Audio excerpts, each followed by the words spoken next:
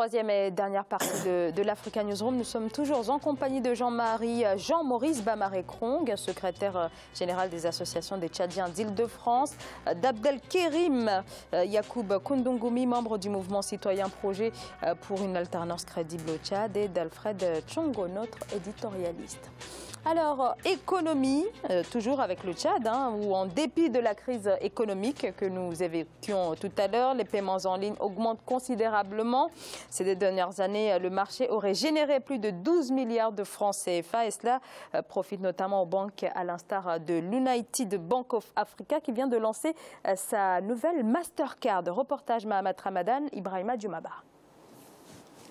Avec près de 900 000 abonnés et plus de 12 milliards de francs CFA de transactions faites en ligne ces deux dernières années, le secteur de la monnaie numérique se porte plutôt bien au Tchad. Avec l'entrée sur le marché des cartes bancaires magnétiques, les achats en ligne pourront augmenter de 6% d'ici la fin de l'année 2017. Selon certains experts, ce boom s'explique par l'insécurité aux frontières qui ne facilite pas le transport d'argent liquide par les commerçants tchadiens à destination du Cameroun ou du Nigeria.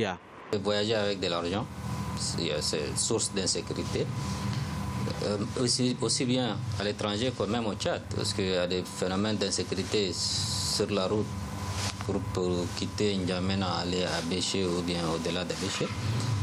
Il y a des phénomènes d'insécurité qu'il faut mitiger les risques en utilisant les moyens électroniques pour pouvoir sécuriser les fonds, que ce soit pour les commerçants ou bien pour la population ordinaire.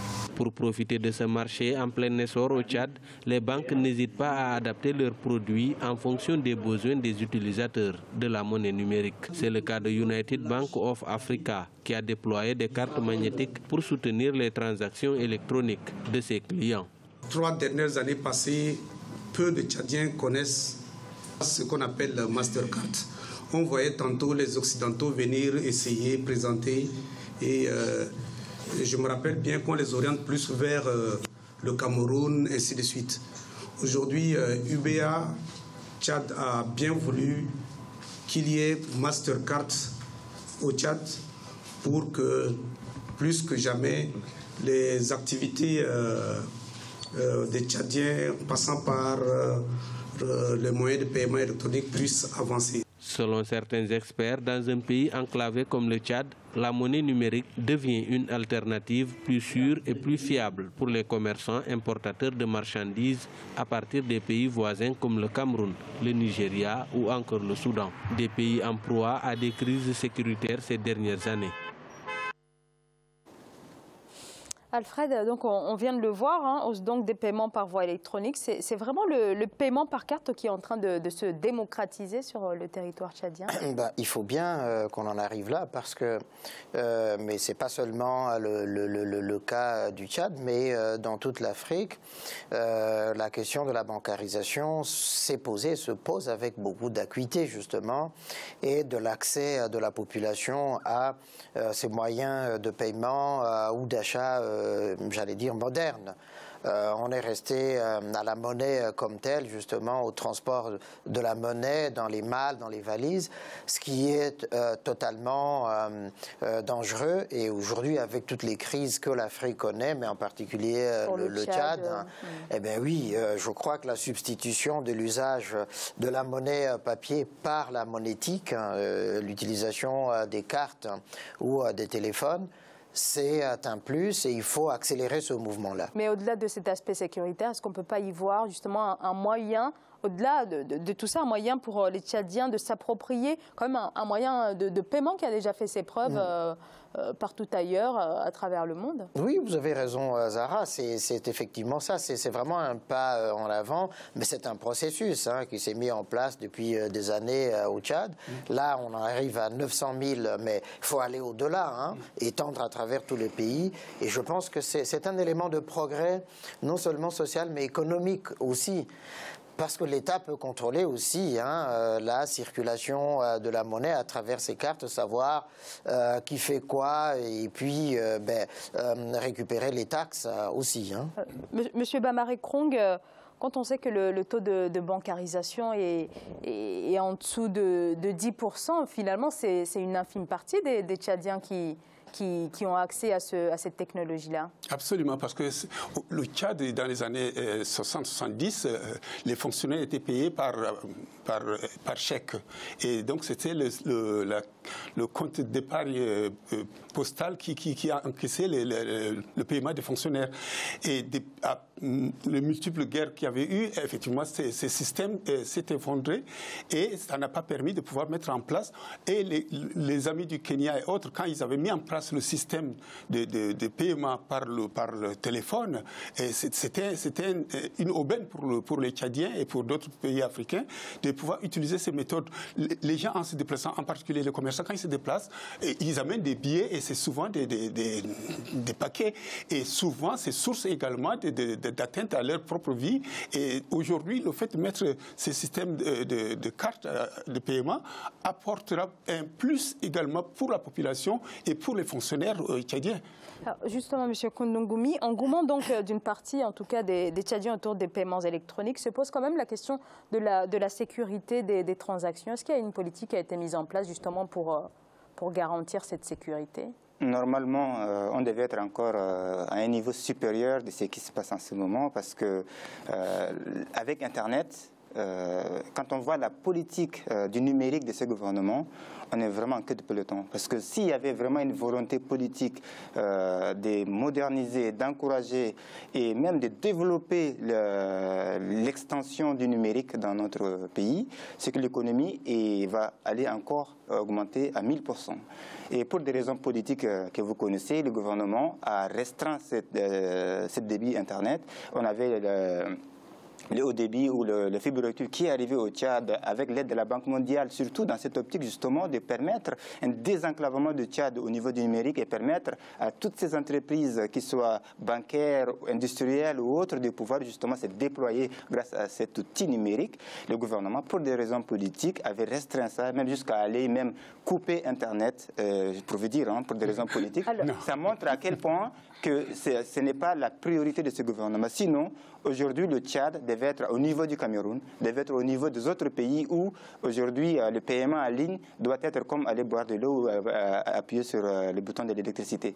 Et seulement, voilà, on a une potentialité énorme que ce gouvernement-là arrête de voir que par le spectre politique du numérique, mais aussi l'aspect économique et le potentiel économique d'Internet qui peut apporter à ces entrepreneurs. Ça peut être aussi un enjeu de diversification dans une économie qui en a peut-être grandement besoin. Alors, énormément besoin. Autre actualité, la BOAD, la Banque ouest-africaine de développement, a conclu avec l'État togolais 2 accords de prêt de plus de 27 milliards de francs CFA. Ce fonds est destiné à des projets d'aménagement des terres agricoles et de réhabilitation de l'axe Lomé-Cotonou. Les détails, Idlet Mirabel Bissou. 26,7 milliards de francs CFA, c'est le montant global de 2 accords de prêt signés entre le Togo et la Banque ouest-africaine de développement, BOAD. Ces fonds vont être investis dans le projet d'aménagement des terres agricoles de la plaine de Loti, zone 4 et 5, ainsi que dans le projet multinational Bénin-Togo de réhabilitation de la route Lomé-Cotonou, phase 2. Pour lutter contre le changement climatique, une partie sera investie dans la protection côtière au Togo. Le Togo est en manque de ressources et donc ces 2 prêts vont permettre de relancer le secteur agricole au Togo qui occupe près de 70% de la population togolaise. Et dans les termes de ce contrat de prêt, c'est-à-dire que ces fonds vont permettre d'aménager des zones d'activité agricole et pouvoir permettre d'améliorer la productivité, donc augmenter le niveau de revenus des ménages agricoles. Le projet d'aménagement des terres agricoles de la plaine de Loti, auquel la BOAD participe à hauteur de 11 milliards de francs CFA, soit 52% de son coût total, consistera notamment à aménager 1132 hectares de périmètre irrigué, de créer 2000 hectares de zones d'activité agricole, de renforcer les infrastructures hydrauliques villageoises et de santé. 50 000 personnes vont bénéficier de la réalisation de ce projet dans cette localité. Ce prêt couvre aussi le deuxième volet de la route Lomé à Néon. Et donc, ça va permettre de faciliter les échanges au niveau régional. Je crois que si l'investissement est vraiment réalisé, ça va permettre de finir ce tronçon qui est long de 50 km. La signature de ces accords de prêt va permettre au gouvernement togolais d'améliorer la sécurité alimentaire, réduire la pauvreté en milieu rural, renforcer l'intégration régionale et contribuer à la protection du littoral. Ces initiatives prises par les autorités en place ont pour objectif de contribuer efficacement au développement inclusif du pays. Alors donc ce prêt est donc destiné à la réhabilitation de l'axe Lomé-Cotonou, mais aussi à l'aménagement des terres agricoles de la plaine de Loti. Alors Monsieur Koundougoumi, un accord de financement de 10 millions de dollars avait été signé en 2015 avec le FMI, et là un nouveau prêt de la part de la BOAD. Oui, oui. Qu'est-ce qui n'a pas été fait après 2015 et pourquoi ce nouveau prêt ? Non, c'est plutôt un accompagnement pour aider à continuer ce qui a été fait en premier. Je crois que s'il a été mal géré, je crois que le FMI ne donnerait pas encore de l'argent. C'est que c'est plus par anticipation des changements climatiques qui arrivent et encourager l'intégration régionale entre ces deux pays-là, en fait. C'est plus un moyen d'encourager le gouvernement d'aller en améliorant leur investissement de base. Et si le Togo et les autres pays avaient des projets d'intégration et que, à cause de ces capitales qui ne peuvent pas le faire, je crois que c'est un bon prêt et c'est un encouragement à ces États-là d'aller vers une bonne gouvernance, l'anticipation et éviter les catastrophes. Parce que les terres... Donc il y a eu des changements, il y a eu des changements depuis tous les prêts accordés. En fait, c'est un complément. C'est un complément. Parce que je crois qu'ils ont été divisés par tranche.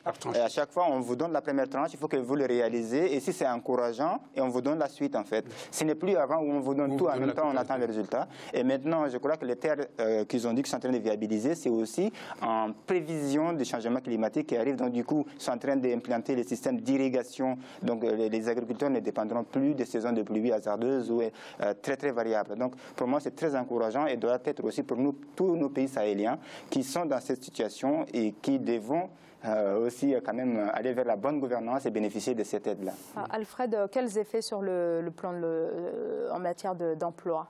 Il faut espérer effectivement que ce projet infrastructurel quand même important, construction de la phase 2 de la route de l'axe Lomé-Cotonou et puis la question de l'agriculture, que d'un côté, oui, pour la construction, il y a la main-d'œuvre qui va participer à cette construction de cette infrastructure routière importante, puis au niveau de l'agriculture, permettre justement aux agriculteurs non seulement d'être fixés, mais d'étendre aussi leur production, ce qui est là aussi une manière de les fixer dans leurs terres, d'éviter l'exode rural et en même temps de leur permettre d'avoir un apport en revenus important et puis permettre de favoriser à l'intérieur même du Togo justement cet accès à l'alimentation et puis à sortir justement de l'insécurité alimentaire.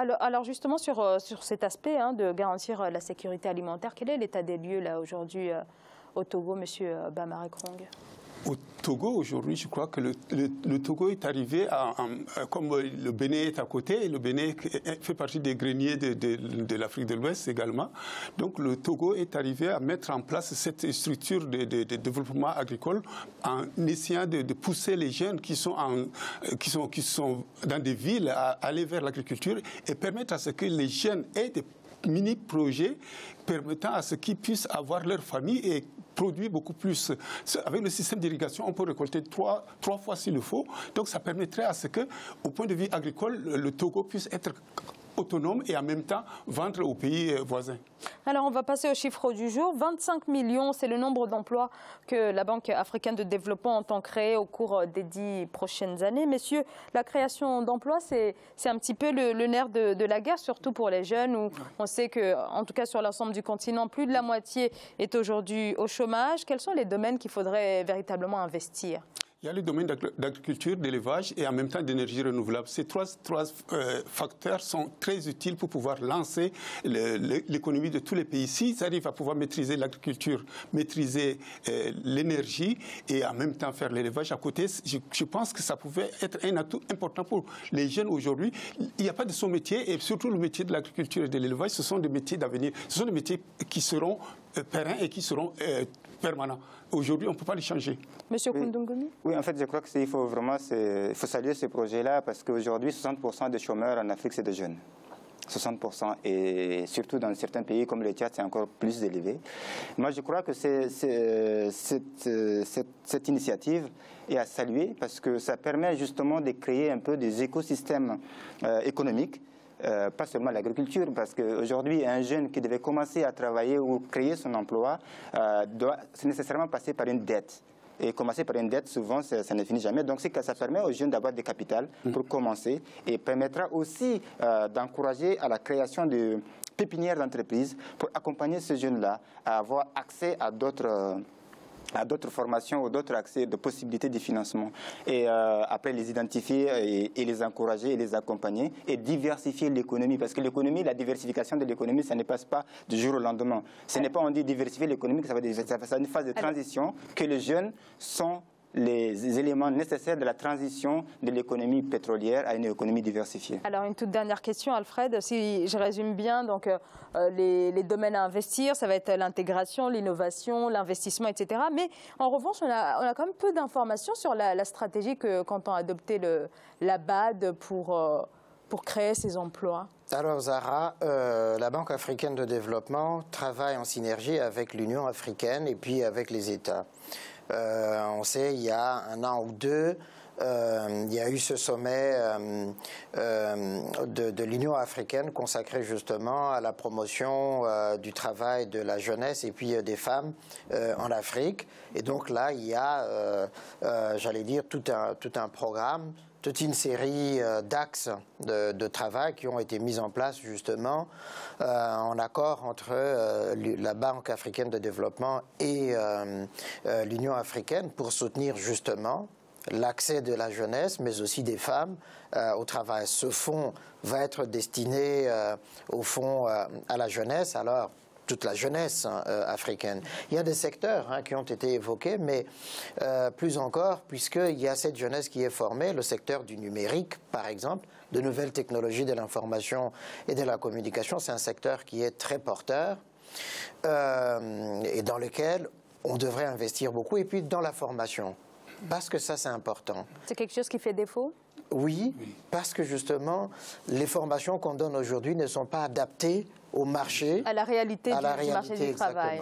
Alors, messieurs, c'est la fin de l'Africa Newsroom. Rendez-vous demain et dans notre dossier du jour, il sera question du Cameroun et de sa stratégie visant à la réduction de la dette publique. Jean-Marie Bamare-Krong, secrétaire général des associations des Tchadiens d'Île-de-France, merci d'avoir été avec nous. Merci de nous accueillir.